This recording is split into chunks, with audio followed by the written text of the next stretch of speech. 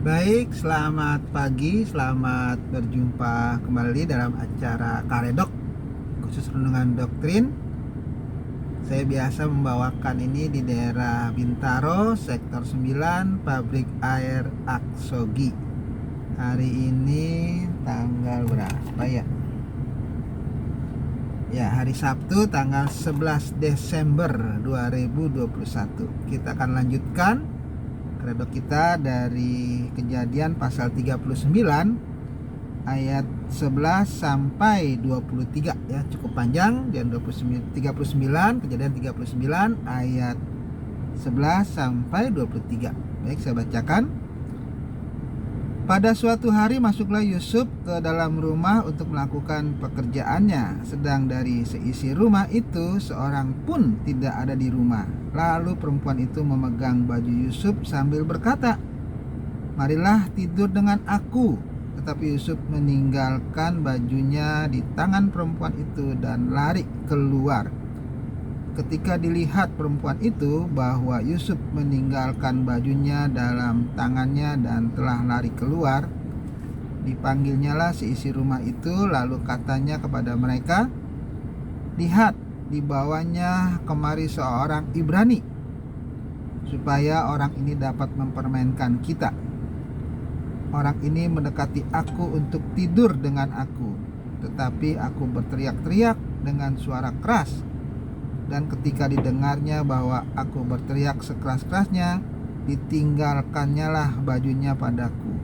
Lalu ia lari keluar. Juga ditaruhnya baju Yusuf itu di sisinya, sampai tuan rumah pulang.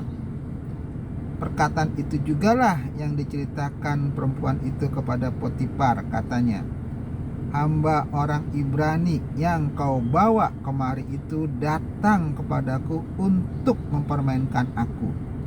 Tapi ketika aku berteriak sekeras-kerasnya, ditinggalkannya bajunya padaku, lalu ia lari keluar." Baru saja didengar oleh tuannya perkataan yang diceritakan istrinya kepadanya, "Begini-begitulah aku diperlakukan oleh hambamu itu." Maka bangkitlah amarahnya. Lalu Yusuf ditangkap oleh tuannya dan dimasukkan ke dalam penjara, tempat tahanan-tahanan raja dikurung. Demikianlah Yusuf dipenjarakan di sana. Tetapi Tuhan menyertai Yusuf dan melimpahkan kasih setianya kepadanya, dan membuat Yusuf kesayangan bagi kepala penjara itu. Sebab itu kepala penjara mempercayakan semua tahanan dalam penjara itu kepada Yusuf, dan segala pekerjaan yang harus dilakukan di situ dialah yang mengurusnya. Dan kepala penjara tidak mencampuri segala yang dipercayakannya kepada Yusuf, karena Tuhan menyertai dia, dan apa yang dikerjakannya dibuat Tuhan berhasil. Nah, Tuhan Yesus, inilah akibat dari kegantengannya Yusuf ya. Dia harus mengalami sesuatu yang sebetulnya tidak dia lakukan ya, dapat fitnahan lah ya. Jadi dikatakan ayat 11 itu pada suatu hari ya. Saya ingat kalau ngarang di SD ya, ini pada suatu hari, kalimat pertama biasa seperti itu. Yusuf masuk, dikatakan seperti biasa dia kerja, dia melakukan sesuatu pekerjaannya. Dan rupanya dikatakan di situ seisi rumah pun tidak ada orang di situ. Berarti hanya Yusuf dan istri Potifar. Jadi kesempatan itu dipakai oleh si Potifar untuk menunjukkan hasratnya. Dikatakan di sini, "Marilah tidur dengan aku." Artinya ini memang sudah sesuatu yang tidak lagi disembunyi-sembunyikan oleh perempuan ini ya.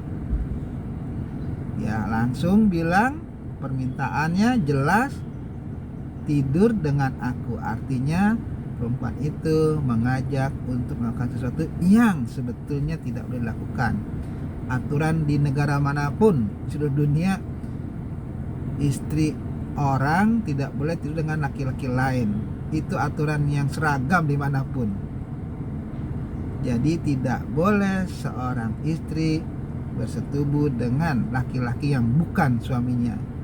Bukan aturan agama itu, dimanapun seperti itu ya, tidak boleh. Nah, tetapi Yusuf meninggalkan bajunya di tangan perempuan itu dan lari keluar. Jadi bukan Yusuf langsung buka baju ini.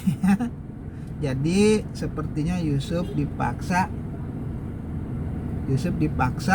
untuk melakukan sesuatu yang tidak baik, dan bajunya tertinggal.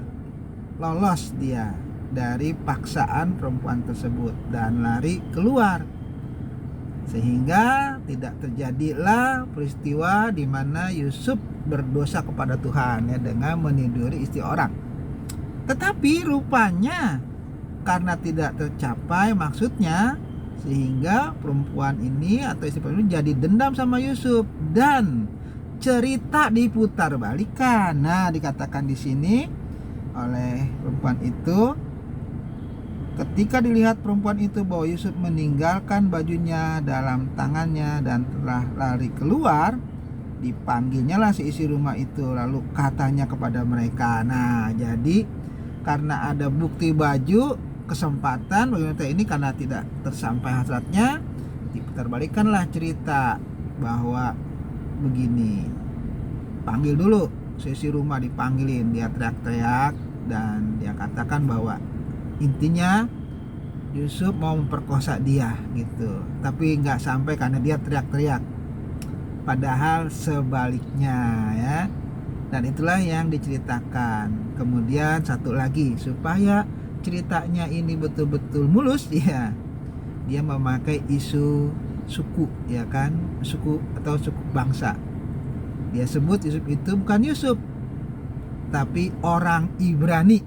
Artinya kan secara bangsa dia menunjukkan bahwa kesannya orang Ibrani itu sudah budak, sudah bangsa yang tidak diperhitungkan, tetapi melakukan perbuatan jahat kepada orang Mesir. Itu yang dimaksud ya, isu suku ya, ras ya, itu. Dan itu diharapkan menimbulkan dari orang-orang yang mendengar yang dipanggil oleh perempuan itu kesan membela dia ya, membela sukunya, membela rasnya, membela bangsanya. Itu yang ingin disampaikan oleh wanita tersebut, dan cerita itulah yang terus diulang-ulang sampai suaminya datang, dan itu juga yang dikatakan itu. Gimana nggak panas ya, Potifar tanpa check and balance ya kan, tanpa ngecek lagi, langsung percaya dengan omongan istrinya, dan langsung Yusuf ditangkap.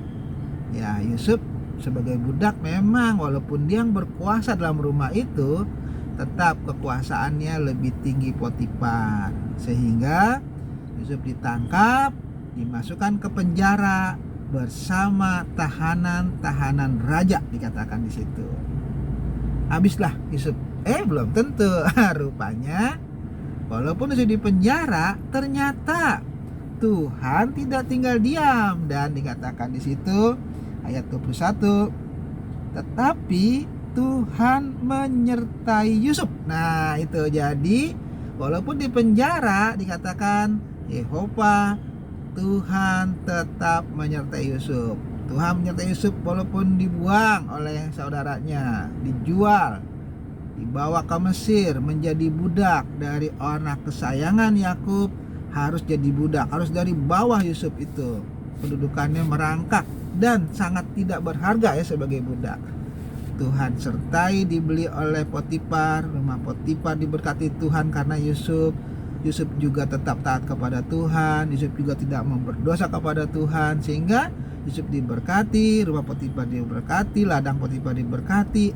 Ternyata istrinya memfitnah Yusuf, sehingga Yusuf harus jatuh lagi menjadi tidak hanya budak sekarang, tapi jadi tahanan. Tetapi Tuhan menyertai Yusuf, dan dikatakan melimpahkan kasih setianya kepadanya. Jadi saking Yusuf setia sama Tuhan, Tuhan sendiri dikatakan melimpahkan kasihnya kepada Yusuf, memberikan kasih Tuhan kepada Yusuf.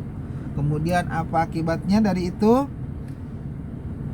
Dan membuat Yusuf kesayangan bagi kepala penjara. Jadi Tuhan membuat kepala penjara itu sangat sayang kepada Yusuf. Kepala penjara itu menyadari memang kelihatannya apa yang dituliskan Yusuf ini tidak betul-betul seperti yang dikatakan, tetapi dia apa boleh buat, udah masuk penjara ya memang harus penjarakan, tetapi Tuhan membuat kepala penjara itu menyayangi Yusuf. Dikatakan sebab itu kepala penjara mempercayakan semua tahanan dalam penjara itu kepada Yusuf. Bayangkan, Yusuf yang seorang tahanan malah ngurusin tahanan. Artinya Yusuf pasti tinggal di luar penjara ini, karena dia yang mengurus semua tahanan.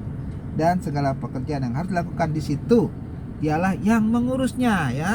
Yusuf yang mengurus semua pekerjaannya, seperti juga di rumah Potifar semua pekerjaan Yusuf yang urus. Di sini pun semua Yusuf yang urus. Kepala penjara ongkang kaki aja, ya.